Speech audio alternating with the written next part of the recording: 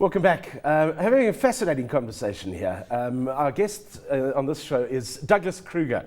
He's a professional speaker and author. We're talking about attitudes to this thing we call work. And that is what earns us money, or does it really?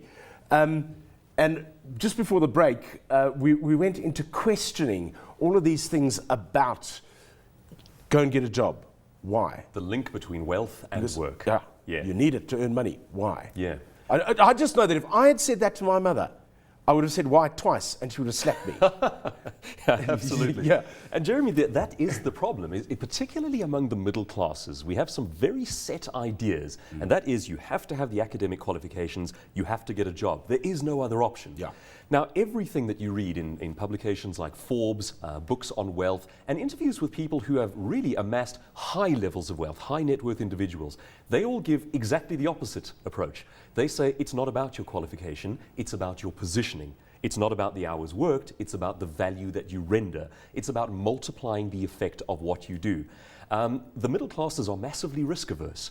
We like to play it safe, but we play it safe to our own detriment. In other words, well, as one of the American speakers, Randy Gage, says, risky is the new safe. Yeah, it is.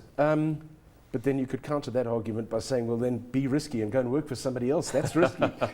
Yeah, that's the all the eggs in one basket scenario. Yeah. So are you saying here that it's all very well to identify what value you can bring to a chain and where you can fit into that value chain, add value and extract your value out of it. But apart from that, you're also now starting to intimate that you should be looking at various streams of income as well. Absolutely. There are various ways to raise your value. And as I said earlier, the first and most obvious one is raise your qualifications so that you get the promotion. Yep. Now that's only one option. Yep. The other one is looking at larger markets. In certain countries around the world, we tend to be very stuck locally and we think of the business available to us in our backyard. We have yet to become comfortable with thinking globally. And it's actually not that hard to do. There are markets all over Africa, all over the world, that are actually quite easily accessible these days.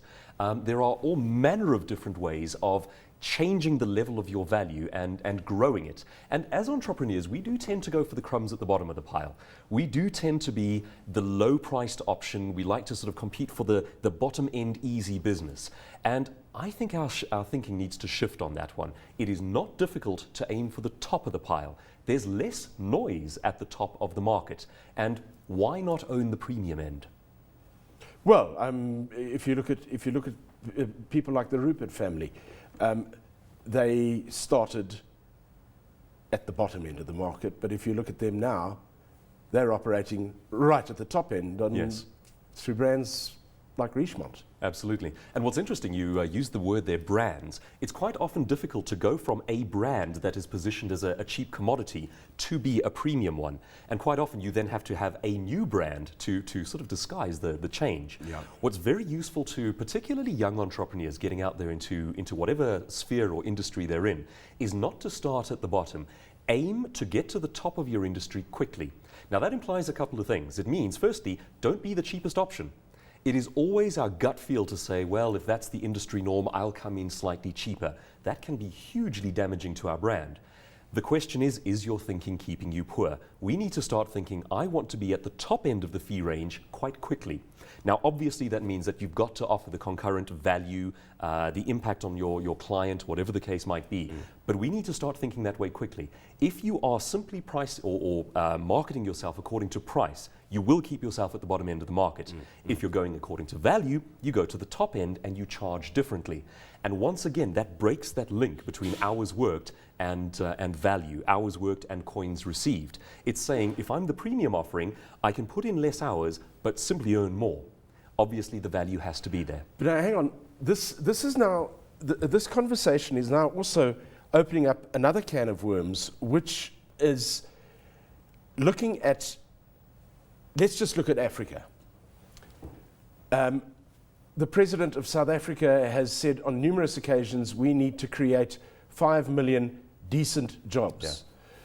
Yeah. Firstly, what is a decent job as opposed to a job? Secondly, how do you create one? Secondly, how do you just create them? Yeah. Thirdly, surely this is the attitude we should be taking. Yes. Instead of saying there are 25% of the youth is unemployed, we should be saying 25% of the youth could be in a position where they could be doing something Yes. that would benefit them and put them into the value chain. Absolutely. And Jeremy, we had the seismic shift under our feet last year when we went from more people taking than making. We went to more takers than makers in our economy, and that's a terrifying prospect.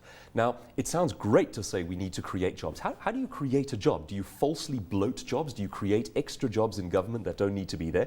I think we need to be teaching the youth we need entrepreneurs. There is massive opportunity across Africa, but it's not going to come from falsely creating jobs. It's going to come from saying, what can you do? What are you good at? What is your skill? What is the need around you? Think like an entrepreneur, think creatively. And that kind of thinking is not being taught anywhere because we are so risk averse. We are risk averse to the point where we create a dangerous situation. Okay, but this is a whole mindset change, though. Yeah. Yes, and that's why the topic is your thinking keeping you poor? We need experts in this country. We need entrepreneurs. In fact, talking about raising your value, that's another excellent way to do it, is to be seen as an industry expert or an icon. Just a simple example of that one. If you are a consultant, an unknown consultant who bases himself or herself around price, you will go into a large company, you'll do a week of work, and you will charge X amount on your invoice. If you're Richard Branson, you go to the same company and you do 45 minutes of speaking, and they add 3 more zeros. Why? Because your name has equity. And there again is that shift in thinking from I need a job to raise the value of what I do and of who I am. Okay, but a lot of people would turn around and say, that's all very well, Mr. Kruger, but you happen to be a public speaker. Oh yes, I forgot, you went through Toastmasters, so you learnt that value, which I will give you credit for there. But you have managed to raise your profile. Not everyone can raise their profile. I disagree. Oopsie. I think we can raise our profiles in Right. different ways. Okay. On the one side of things, you might have someone as brash and as loud and as high profile as, say, a Jeremy Clarkson from Top Gear, and he is an uber personality. But on the other side of that, if you take someone like a Jamie Oliver from the world of cooking, he's a fairly quiet bloke. But we see his face, we hear his voice. So he has positioned himself as an expert in the industry. I believe that there are 3 qualities for an expert. And most people, particularly in the corporate working world, miss 1 or 2 of these and end up as specialists rather than experts. The qualities are personality, knowledge, publicity. So if you have all the knowledge but none of the personality, you are merely a specialist and you are not remunerated at the top end. If you have all the personality but none of the knowledge, you are a Kardashian. Okay, right. A real expert Yes. has all 3 working together. Yeah. Yeah. And it doesn't mean that you have to be an uber personality, but you do have to take what you have, who you are, your authentic self, even if you're a quiet person, and take it and put it out there into the world. And yes, that does take some courage. It does. Yeah. And I think it takes courage because when you're putting yourself out there, you're standing on a soapbox, and people who Yes. stand on soapboxes can get tomatoes thrown at them. Absolutely. My view is if you have put a public speech on YouTube and you don't have a couple of dislikes ticked, you're probably doing something wrong. Because as an industry expert, your job is not to please everyone. It's to speak strong. It's to be a strong voice and a thought leader. But now, Jeremy, I mean, you're quite right. Not everyone wants to speak in public or be seen in front of a camera. The other options are, for example, writing, tweeting, blogging, the quieter things that you can do that position you as a thought leader and as an expert. So there are various channels that you can follow. Where, if you were sitting down with a bunch of 25 school kids now in standard... Men or women, I need to know what to wear. Oh, goodness. Okay, wow, you're going to wear a dress if you're doing it for men. Hey, that's going to be interesting. That would be interesting. Yeah.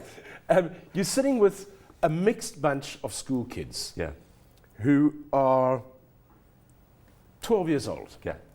What would you be saying to them now? What should they be doing with their lives right now that could make a radical change to where their lives go in the future? Right.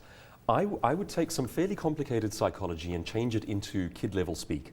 The complicated That's psychology... me. Bring it on, bring it on. I'm good with kid-level speak. The starting point from my side is essentially teaching them to raise value, follow different paths, and not accept conventional ideas handed down to them.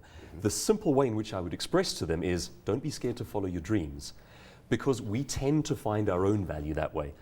Simple example, and building on the one with my grandmother, she encouraged my dad to follow a trade, and he did. Yeah. His goal in life was to go and make movies. And he says in his early 20s, he had the chance to go overseas, get involved with a big broadcast corporation, and start making movies. But it wasn't the safe option. Yeah. It wasn't a conventional job, and he was talked out of it.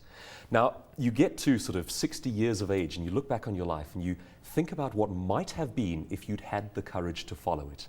And it could have changed his income scale as well. It might not have. The dream might not have worked. Yeah. But certainly, the trade that he went to was not financially secure, did not result in security for his family, financially speaking. So the outcome of the advice given to him was exactly the opposite of what the intention had been. If he'd followed his dreams, he may have been a wealthier man, and certainly he would have had a more satisfying life.